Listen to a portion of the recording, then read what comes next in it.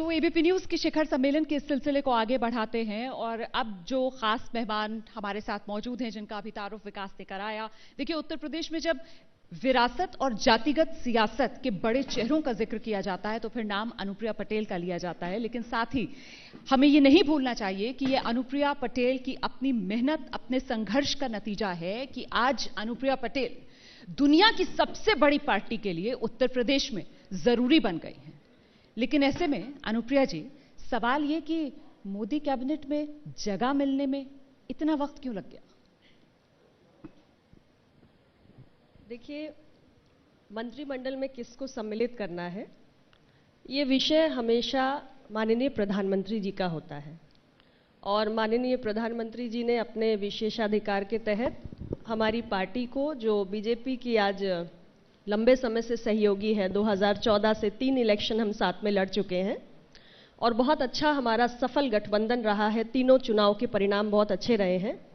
तो हमारे सहयोगी दल की भी एक भूमिका हो देश के मंत्रिपरिषद में, माननीय प्रधानमंत्री जी ने अवसर दिया है और मेरी पार्टी अपना दल की ओर से मैं उनको आभार व्यक्त करना चाहती हूं। और देश की जनता की जिम्मेदारी है, उत्तर प्रदेश की जनता के लिए एक दायित्व मिला है। लेकिन लोग कहते हैं कि ये अनुप्रिया पटेल की जो लॉटरी है ना, वो यूपी विधानसभा चुनाव से पहले ही निकलती है। मतलब 2017 में विधानसभा चुनाव होना था तो 2016 में लॉटरी लगी, मंत्री पद मिला। अब 2022 में जब विधानसभा चुनाव होना है तो फिर 2021 में लॉटरी लगी। लॉटरी निकलती है आपकी यूपी विधानसभा चुनाव से पहले? देखिए, आप इसे लॉटरी समझे या जो भी समझे, मेरी पार्टी के कार्यकर्ता निरंतर काम करते हैं जनता के बीच में और हमें किसी लॉटरी की ना आकांक्षा है, ना हम किसी लॉटरी को ध्यान में रख के काम करते हैं। अपना दल सामाजिक न्याय की विचारधारा के लिए सतत प्रयासरत है, निरंतर हम लोगों के बीच में जुड़े हुए हैं। शायद आपकी विचारधारा है, हमें एक और मौका मिला है कि हम लोगों की सेवा करें। आपकी विचारधारा है जिसके लिए आप निरंतर प्रयासरत हैं, आप लोगों के बीच जाती हैं, काम करती हैं और ऐसे में जब इस काम का श्रेय नहीं मिलता है, कहां तो आप खुद ये कहती हैं कि आपकी जो पार्टी है वो शोषितों के अधिकार, उनके सम्मान की लड़ाई लड़ती है, तो आपका कार्यकर्ता निराश नहीं होता है कि उसकी नेता को जो सम्मान मिलना चाहिए वो नहीं मिलता है? 2016 में आप मंत्री बनती हैं, फिर 2019 में क्यों नहीं? देखिए, मेरा कार्यकर्ता ये सोचकर हमेशा गौरवान्वित होता है कि उनकी नेता पार्टी के एजेंडा पर निरंतर बिना रुके और बिना थके काम करती है। ओबीसी समाज के, दलित समाज के, आदिवासी समाज के हितों से जुड़े हुए जो भी विषय हैं, उनको सड़क से लेकर संसद तक उठाने में उनकी नेता कभी पीछे नहीं हटती। और अभी आपने देखा कुछ दिनों पहले माननीय प्रधानमंत्री जी की सरकार ने नीट मेडिकल परीक्षा में एमबीबीएस और पीजी के एडमिशन्स में ऑल इंडिया कोटा के तहत जो ओबीसी आरक्षण है उसको लागू किया। हमारी पार्टी ने उसके लिए संघर्ष किया, मैंने इस बात को विस्तार पूर्वक रखा।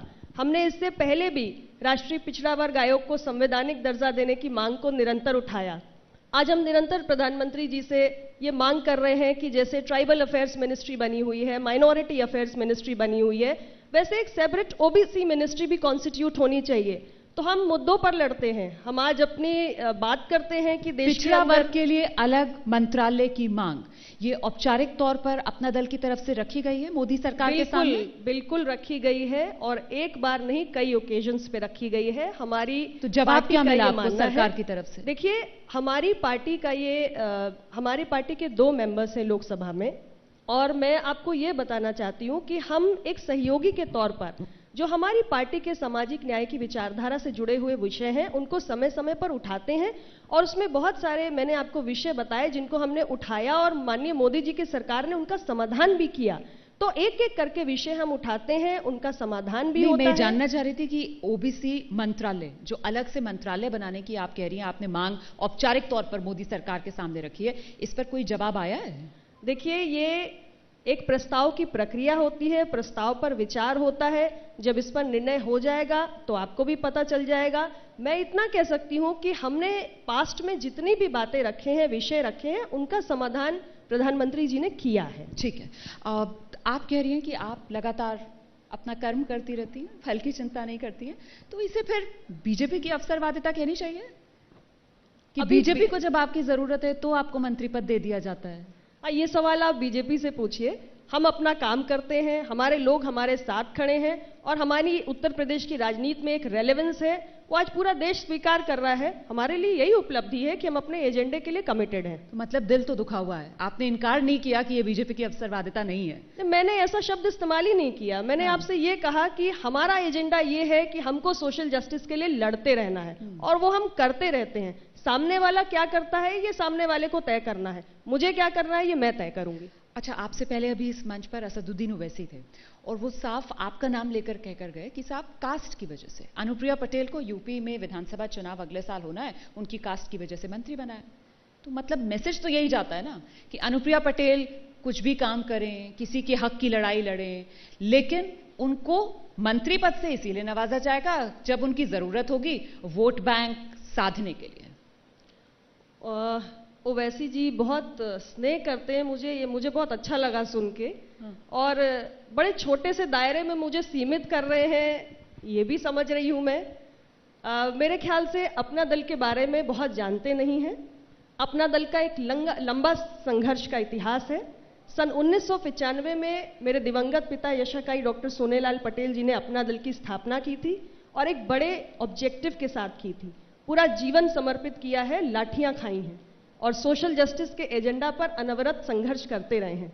तो अपना दल को और अनुप्रिया पटेल को जितने छोटे दायरे में वो सीमित करना चाहते हैं ये उनकी चॉइस है, लेकिन उत्तर प्रदेश की जनता की नज़र में अपना दल की बहुत अहमियत है। लेकिन दिक्कत इसलिए हो जाती है ना क्योंकि जो सहयोगी हैं आपके वो भी तो आपका दायरा नहीं बढ़ने देते हैं ना। आप देखिए उत्तर प्रदेश के अंदर भी योगी सरकार में भी आप लोगों की कब से मांग रही है, एक ही मंत्री पद है अभी तक अपना दल के कोटे में। तो अब जबकि सुगबुगाहट है कि साहब योगी मंत्रिमंडल में विस्तार होगा, तो आप उम्मीद कर रही हैं कि आपकी पार्टी को एक और मंत्री पद मैंने भी मीडिया के जरिए ये सब बातें सुनी है। अच्छा, रही बात हमारी पार्टी की, अच्छा, तो हमने कोई मांग रखी नहीं है और हम इस प्रकार की दबाव की राजनीति करते भी नहीं है। हमारी पार्टी अगर दबाव की राजनीति करती है तो सिर्फ अपने सामाजिक न्याय के एजेंडा पे करती है और उसके लिए हम पीछे नहीं हटते। हमने माननीय मुख्यमंत्री योगी आदित्यनाथ जी से कहा है कि आप 69,000 शिक्षक भर्ती में जो हमारे छात्र पिट रहे हैं उनकी समस्या का समाधान करिए, आपको करना पड़ेगा। तो हम इन मुद्दों पर करते हैं, हम ये मंत्री पद के लिए नहीं लड़ते। हमारी पार्टी जरा अलग मिजाज की है। इस मुद्दे पर मैं आऊंगी क्योंकि ये बड़ा संवेदनशील मुद्दा है जो आपने उठाया है, छात्रों के भविष्य से जुड़ा हुआ मुद्दा है, युवाओं से जुड़ा हुआ मुद्दा है। लेकिन उससे पहले आप ये कह रही हैं कि अगर योगी मंत्रिमंडल में विस्तार होगा तो उसमें अपना दल और खासतौर से जो सुगबुगाहट है कि आपके परिवार से ही शायद कोई मंत्री पद से नवाजा जाए, ऐसा नहीं होने जा रहा है। देखिए ये माननीय मुख्यमंत्री जी का विशेषाधिकार है। अच्छा, हमने ऐसी कोई मांग नहीं रखी है, माननीय मुख्यमंत्री जी का विशेषाधिकार है, जिसको वो उचित समझेंगे उसको वो स्थान देंगे अपने मंत्री परिषद में। और लेकिन इसमें पार्टी की तरफ से भी तो कुछ सुझाव दिया जाएगा ना, अपना दल की तरफ से भी बताया जाएगा। हमसे बात करेंगे तो हम निश्चित रूप से अपना विचार रखेंगे, लेकिन ये तो आप लोगों की तरफ से नाम विशेषाधिकार है। बिल्कुल, आप लोगों की तरफ से अगर नाम मांगा जाएगा तो फिर सुझाव तो हम अपनी परिवार की तरफ से तो हम अपनी पार्टी में चर्चा करके जो नाम देना होगा वो देंगे। हमसे बात होगी, परिवार का ही नाम निकल कर आएगा। हमारी पार्टी चर्चा करके तय कर लेगी जब हमसे पूछा जाएगा। ठीक है, चलिए आप इस पर पत्ते नहीं खोल रही हैं। अब ये बताइए कि 2022 अभी 2021 है, कहने को 2022 अगले साल, लेकिन महीने तो चंद ही बचे हैं। तो आप अभी जन आशीर्वाद यात्रा करके भी आ रही हैं, आपका आकलन, आपका असेसमेंट चुनाव के लिए क्या है? देखिए मैंने 2 जनपदों में जन आशीर्वाद यात्रा में प्रतिभाग किया है और हमारे भारतीय जनता पार्टी के कार्यकर्ता और अपना दल के कार्यकर्ता दोनों ने मिलकर इस आशीर्वाद यात्रा को सफलतापूर्वक संपन्न कराया। और प्रयागराज और मिर्ज़ापुर दोनों क्षेत्रों में मैं रही और मैंने देखा कि बहुत उत्साह है हमारे कार्यकर्ताओं में भी, आम जनमानस में भी। लोगों से संवाद भी हुआ, उनसे उनका क्या रुख है सरकार की तरफ वो भी देखने को मिला।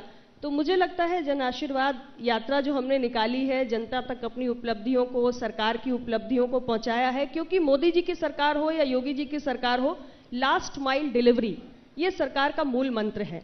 जो भी सरकारी कार्यक्रम और योजनाएं चलती हैं उनका लाभ अंतिम व्यक्ति तक, पात्र व्यक्ति तक पहुंचना चाहिए। ये हमारी गवर्नमेंट ने इंश्योर किया है और ये परफॉर्मेंस ओरिएंटेड पॉलिटिक्स की ओर हम बढ़े हैं।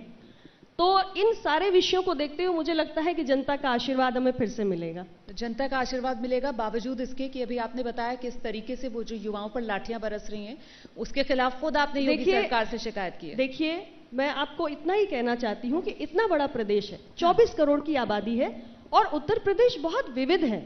यहाँ बहुत सारे अलग अलग वर्गों के अलग अलग विषय हैं और ऐसी घटनाएं होती हैं कि कहीं युवा आंदोलित होते हैं तो कहीं प्रशासन अपना नियंत्रण से बाहर चला जाता है, लेकिन उसको सरकार संज्ञान में ले, सरकार संवेदनशीलता से उसका हल निकाले, क्योंकि ये एक महत्वपूर्ण विषय है, ये मैं कहना चाह रही हूँ। और हमारी सरकार ने संवेदनशीलता वाले निर्णय लिए हैं। मैंने आपको जो नीट का उदाहरण दिया, ये संवेदनशीलता ही तो है माननीय प्रधानमंत्री जी की, कि उन्होंने देखा कि जब पूरे देश में पिछड़ा वर्ग के छात्र ये मांग उठा रहे हैं, उद्वेलित हैं कि भाई हमारा हजारों सीटों का नुकसान हो रहा है हर वर्ष और क्यों ऑल इंडिया कोटा में ओबीसी कोटा लागू नहीं है, तो उन्होंने इसको किया।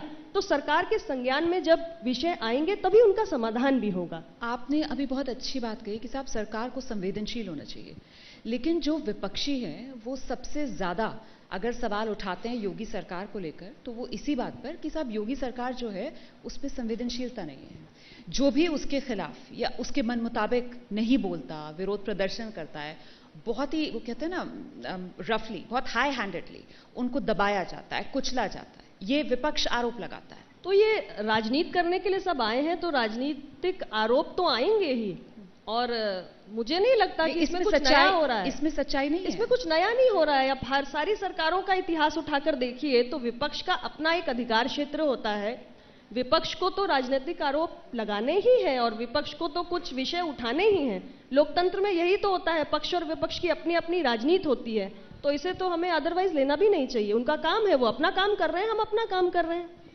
अच्छा, ये बताइए आप कि आप अभी जो जन आशीर्वाद यात्रा से होकर आई हैं, तो आपको चुनौती क्या लग रही है? अगले साल योगी सरकार के सामने, बीजेपी के सामने दोबारा सत्ता में आने में दो चुनौतियां जो आपको लगता है कि हाँ ये मुश्किल बन सकती है, इसको एड्रेस कर लेना चाहिए। देखिए, मुझे ऐसी कोई खास मुश्किल तो नजर नहीं आ रही है, क्योंकि मैंने पहले भी आपसे कहा कि सरकार निरंतर लास्ट माइल डिलीवरी पर काम कर रही है और सरकारी योजनाओं का जिस तरीके से लाभ आम जनमानस तक पहुंचा है, हाँ। उससे जो अंतिम पायदान पे खड़ा हुआ व्यक्ति है उसके मन में एक विश्वास पैदा हुआ है कि सरकार का काम सिर्फ योजनाओं की घोषणाएं करना नहीं है, बल्कि सरकार का काम उन बेनिफिट्स को जो पात्र व्यक्ति है उन तक पहुंचे, उसको इंश्योर करने में इच्छा शक्ति दिखाना भी है। तो इसलिए मुझे लगता है कि विकास की जो नई पहचान हमने उत्तर प्रदेश को दी है, इसको देखते हुए हमारा प्रदेश आज बीमारू राज्य से एक अलग श्रेणी में आ गया है। हमारे प्रदेश में एक ईज ऑफ डूइंग बिजनेस की दृष्टि से देखिए, उत्तर प्रदेश की रैंकिंग देश में नंबर 2 पे पहुंच गई है। बहुत सारा इंफ्रास्ट्रक्चर बन रहा है, तो ये विकास के इतने जो काम हुए उसको देखते हुए मुझे कोई चुनौती नजर नहीं आती। लेकिन बेरोजगारी, महंगाई, किसानों का मुद्दा, आपको लगता है कि ये सारे जमीनी मुद्दे नहीं है? ये सिर्फ विपक्ष के खड़े किए हुए हवा वाले मुद्दे हैं? देखिए, जहां तक आपने बेरोजगारी की बात की, यहां मैं स्पष्ट रूप से कहूं कि एक हमने बहुत बड़ी पैंडेमिक को पिछले 2 सालों में झेला है और अभी भी हम उसका सामना कर रहे हैं। वो पैंडेमिक खत्म नहीं हुआ है। हम निरंतर चर्चा कर रहे हैं कि तीसरी लहर आने की आशंका है। हमें देश में सबसे बड़ा टीकाकरण अभियान चल रहा है। देश के अंदर 60 करोड़ लोगों का वैक्सीनेशन लगभग हो चुका है। उत्तर प्रदेश के अंदर 6 करोड़ से ज्यादा लोग वैक्सीनेट किए जा चुके हैं, क्योंकि हम चाहते हैं कि तीसरी लहर को हम रोक सकें, चेन को ब्रेक कर सकें। तो कोरोना पैंडेमिक ने केवल उत्तर प्रदेश नहीं बल्कि पूरे देश को और पूरी दुनिया को झकझोरा है और पूरे दुनिया की अर्थव्यवस्थाएं ठप हुई हैं। लेकिन हमारे इकोनॉमी में फिर से ग्रीन शूट्स नजर आ रहे हैं और चूंकि ये एक ऐसा डेवलपमेंट था जिसकी किसी ने उम्मीद नहीं की थी, तो निश्चित रूप से कुछ ना कुछ हमारे यहाँ डिस्ट्रप्शन तो हुआ है इकोनॉमी में, लेकिन हम फिर से कोशिश कर रहे हैं। लॉन्ग टर्म सरकार ने प्लान्स बनाए हुए हैं। तो ये जो बेरोजगारी की समस्या जो आप बता रहे हैं, कुछ आंकड़े आए थे जो हमारा institute for monitoring Indian economy है, centre for monitoring Indian economy, उसने कहा कि 2017 के बाद से बेरोजगारी की दर कम हुई है। तो हम एक लॉन्ग टर्म प्लान बना रहे हैं, इंफ्रास्ट्रक्चर को खड़ा कर रहे हैं कि हमारी इकोनॉमी रिवाइव हो और ये जो कोरोना के कारण समस्याएं आई हैं इनको धीरे धीरे हम टैकल कर सकें। अच्छा, चलते चलते एक बहुत महत्वपूर्ण सवाल वो ये कि जो जातिगत जनगणना है उसे लेकर आपका रुख क्या है? देखिए, मुझे नहीं लगता कि देश में अब जातिगत जनगणना का जो विषय है उस पर किसी भी प्रकार का कोई डिस्प्यूट बाकी रह गया है, क्योंकि अब देखिए सभी पार्टियां कमोबेश इसके पक्ष में हैं। लेकिन मोदी सरकार नहीं है। नहीं, ये दिलचस्प है कि साथी जो हैं वो जा रहे हैं, मुलाकात कर रहे हैं, नीतीश कुमार हो, आपकी तरफ से भी मांग की जा रही है, लेकिन मोदी सरकार इस पर टसमस नहीं हो रही है, क्यों? मोदी सरकार ने इसे नकारा नहीं है। हाँ। बीजेपी के अंदर भी लोग इसका समर्थन कर रहे हैं, कमोबेश सारी पार्टियां इसके पक्ष में हैं। राष्ट्रीय पिछड़ा वर्ग आयोग ने भी इसकी सिफारिश की है इसके पक्ष में। 1881 से लेकर 1931 तक तो कास्ट सेंसस हुई, 1941 में हुई, आंकड़े जारी नहीं हुए। 1951 ऑनवर्ड्स SC ST की गिनती होने लगी। देश में ओबीसी समाज बहुत बड़ी संख्या में है। आप कह रही हैं कि इसका वक्त आ गया है, ये और चलेगा नहीं, समय मेरे पास बिल्कुल कम। अब बस एक आंकड़ा, उसके बाद शोभना देखिए इंतजार करिए, और वो ये आंकड़ा कि 2017 में 11 पर चुनाव लड़ा था अपना दल ने, 9 सीटें जीती थी। तो इस बार तो टेक्निकली बीजेपी आप लोगों को 9 ही सीटें देगी, जो जीती हुई सीटें आपकी 11 तो नहीं मिलेंगे। पहली बात तो ये हाँ। कि 11 तो हमने पिछली बार लड़ी थी, 9 जीती थी, 9 लड़ी नहीं थी। हाँ। दूसरी बात ये, हर पार्टी अपना विस्तार करती है, हमारे संगठन तेजी से विस्तार हो रहा है। सीटों के डिस्ट्रीब्यूशन की जहां तक बात है, हाँ। उचित समय आने पर भाजपा के शीर्ष नेतृत्व बहुत से बहुत चर्चा धन्यवाद, होगी। बहुत बहुत और हम धन्यवाद। आंकड़ा आपने लड़ेंगे नहीं दिया है, मजबूती से। लेकिन विस्तार का जिक्र आपने करके कहीं ना कहीं ये संकेत दे दिया है कि इस बार उम्मीदें 11 सीटों से ज्यादा की हैं। बहुत शुक्रिया हमारे शिखर सम्मेलन के इस मंच पर आने के लिए।